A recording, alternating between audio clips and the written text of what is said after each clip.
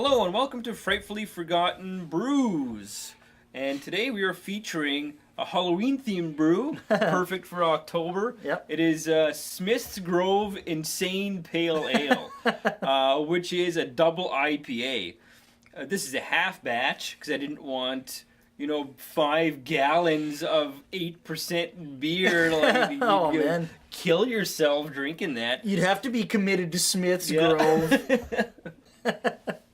Oh, it's got some kick. Yeah, it does. But it's trying to equal out the bitterness with that alcohol taste evenly, so it's not either one is overpowering the other too much. Right. The recipe is as follows for a half batch 13-liter brew. 8 pounds of Maris Otter malt, half an ounce of Magnum hops at 60 minutes, so the start of the boil, half an ounce of Simcoe at 30 minutes left into the boil, half an ounce of Amarillo with the last 10 minutes into the boil, and half an ounce of Centennial at the last 5 minutes.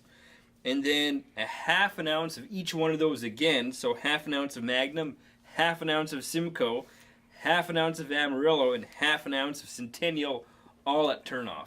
Sounds good. And that's it, and it's, how would you describe the taste of this? It's insane. It's very, very hoppy. Yeah. And there's a little bit of like a minor bitterness up front, but you get all flavor though. Yeah. Very good.